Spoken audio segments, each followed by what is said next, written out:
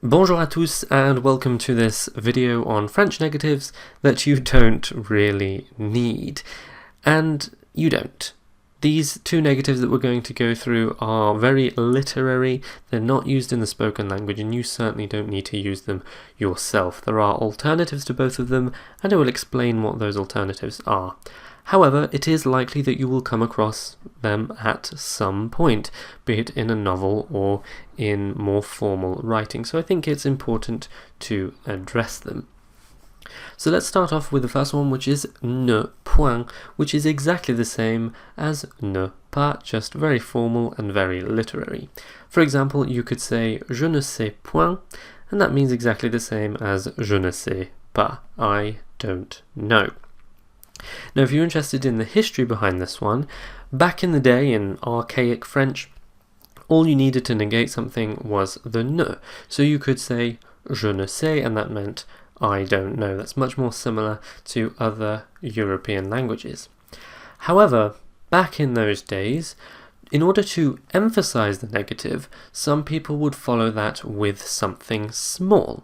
So they said, I don't know dot, je ne sais point.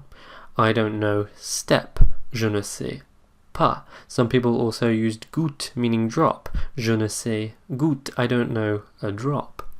And it just so happened that the step one prevailed, and so nowadays you have to say je ne sais pas, but je ne sais point in the formal language is also acceptable.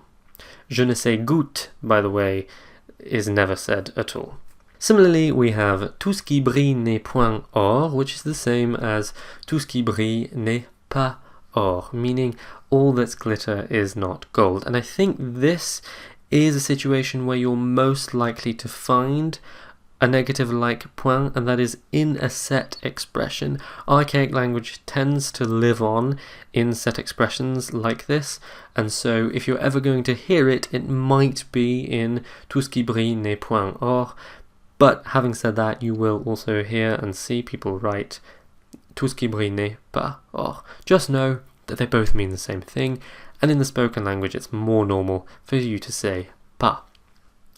So then we have ne guère, and I think this one's a really useful one, and it's a shame that it isn't really used in the spoken language anymore.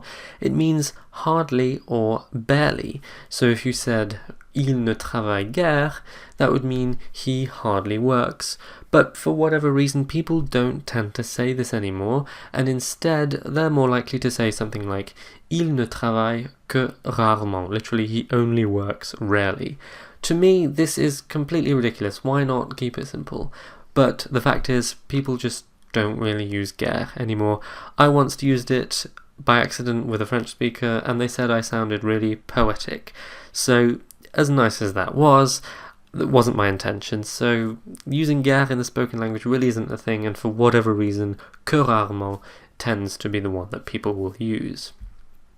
You could also say il n'est guère possible, meaning it's hardly possible or it's barely possible, but again, it's a little bit formal, a little bit poetic, and instead you might choose to say il est rarement possible if you mean that it's rarely possible, or if you mean that the probability is very low, it's barely possible, then you can say il est peu possible. So that one really depends on the exact meaning of hardly or barely.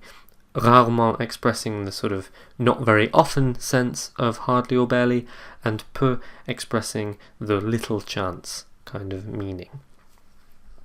So there we go, just two negatives that you'll probably come across but won't really need. There may be some others that you come across as well. Aucunement and nullement come to mind, but they're really not worth going through. Look them up if you need to, but don't worry about using them. They are just as rare as point and guère. Of course, if you have any questions, please do not hesitate to ask. Thank you very much for watching, and à bientôt.